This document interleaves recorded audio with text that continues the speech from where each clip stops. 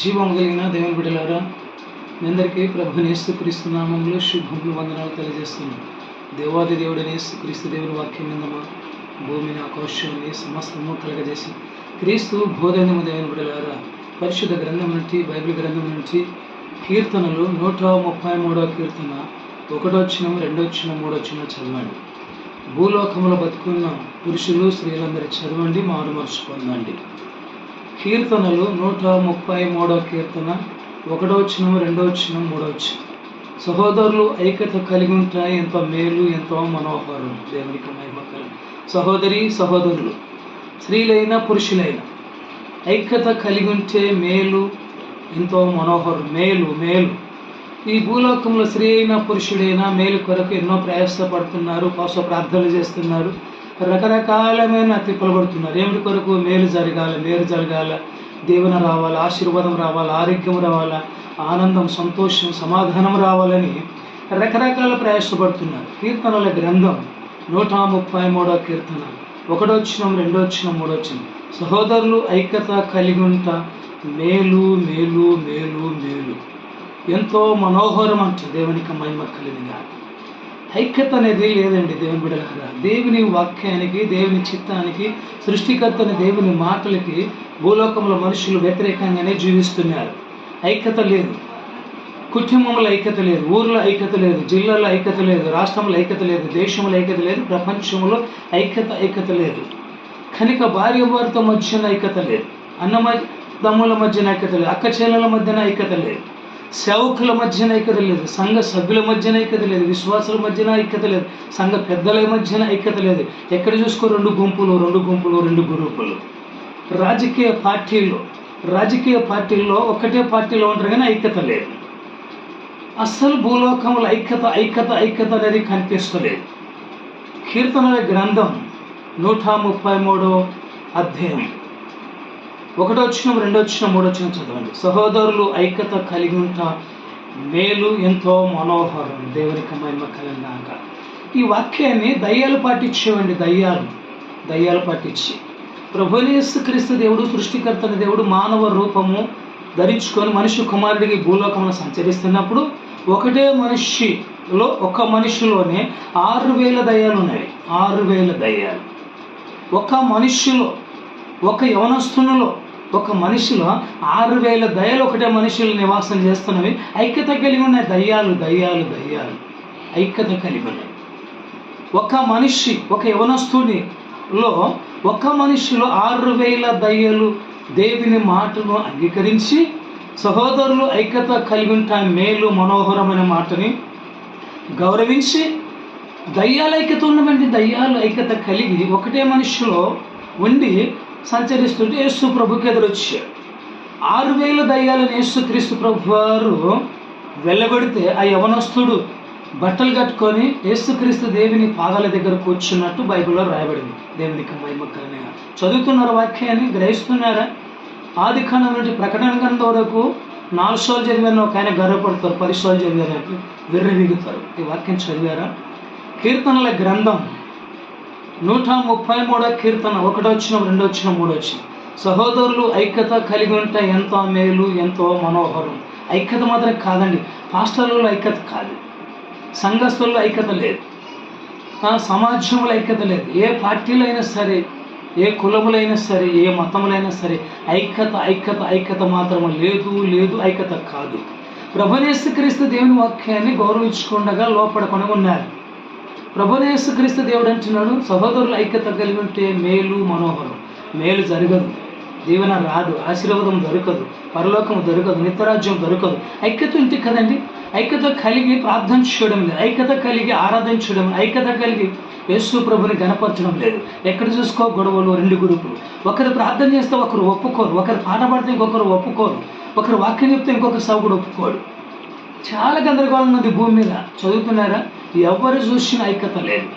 ఇద్దరు సౌకులకి ఐక్యత లేదు, ఇద్దరు అన్నదమ్ములకి ఐక్యత లేదు, ఇద్దరు అక్కచెల్లెళ్ళకి ఐక్యత లేదు, ఇద్దరు భార్య భర్త మధ్యన ఐక్యత లేదు, ఇద్దరు భార్య భర్తలు ప్రమాణం చేసిన వారి మధ్యన ఐక్యత లేదు. గొడవలు, పంచాయతీలు, విర్రవీగడం, అలజడి, ఎందుకంటే ఐక్యత అనేది కైతనే లేదండి. ఐక్యత కాకుండా సృష్టికర్తన దేవుని వాక్యానికి వ్యతిరేకంగా బతుకుతున్నారు మనుషులు, సేవకులు, విశ్వాసులు, క్రైస్తవ నేతలు. ఎక్కడ చూసుకో 2 గ్రూపులు, 2 గుంపులు, 2 వర్గాలు ఉన్నాయి. 2 గుంపులు, 2 వర్గాలు వెర్రబెగుతున్నాయి. అది ఆయన మంచివాడు కాదు, ఈయన మంచిది, ఆ పార్టీ మంచిది కాదు, ఈ పార్టీ మంచిది కాదు, ఆ చర్చి మంచిది కాదు, ఈ చర్చి మంచిది కాదు, ఆ సంస్థ మంచిది కాదు, ఈ సంస్థ మంచిది కాదు. ఒకరి మీద ఒకరు సాడీలు చెప్పుకుంటూ, ఒకరి మీద ఒకరు దూషణ పాలు చేసుకుంటూ, ఒకరిని ఒకరు ఎక్కిరిస్తూ ఎగతాళి చేస్తున్నారు. కానీ సృష్టికర్తన దేవుని వాక్యాన్ని మాత్రం గౌరవించలేదు. కీర్తనల గ్రంథం 133వ కీర్తన 1వ వచనం, 2వ వచనం, 3వ వచనం. సహోదరులు ఐక్యత కలిగి ఉంటే ఎంత మేలు, ఎంతో మనోహరము. దేవునికి మహిమ కలుగును గాక. ఐక్యత ఉందా? అన్న మధ్యన, అక్క చెల్లెల మధ్యన, భార్య భర్తల మధ్యన, అన్న చెల్లెల మధ్యన, తండ్రి కొడుకుల మధ్యన, తల్లి కొడుకుల మధ్యన ఐక్యత ఐక్యత ఐక్యత ఐక్యత మాత్రము భూప్రపంచంలో కనపడతలేదండి. కనిపిస్తుందా? దేవుని వాక్యానికి వ్యతిరేకంగా జీవిస్తున్నారా, బతుకుతున్నారా?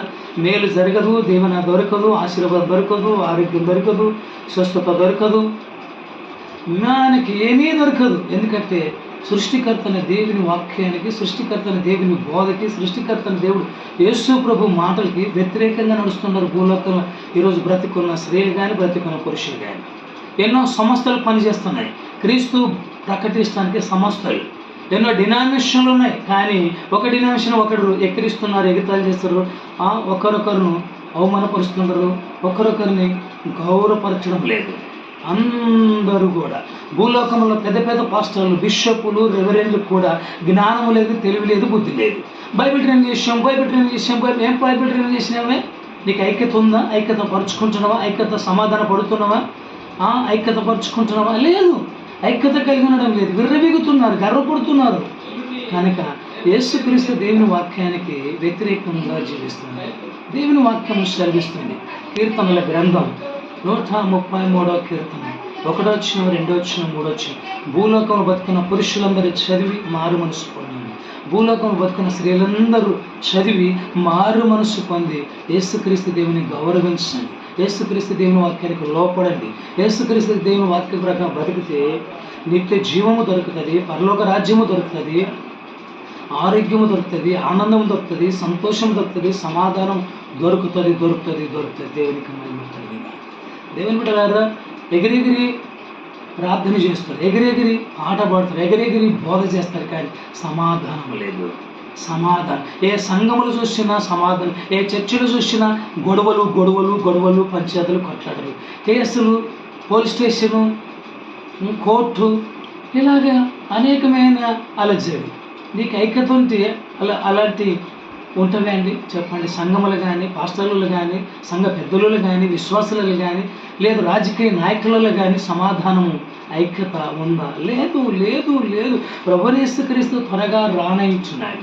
ఆయన ఎప్పుడైనా రావచ్చు, నీవు నేను ఎప్పుడైనా చనిపోవచ్చు. బ్రతుకున్నప్పుడే మారు మనసు పొంది యేసు ప్రభు వాక్యానికి గౌరవిస్తే మంచిది. యేసు ప్రభు వాక్యం లోపడి ఐక్యత కలిగి ఉంటే మేలు.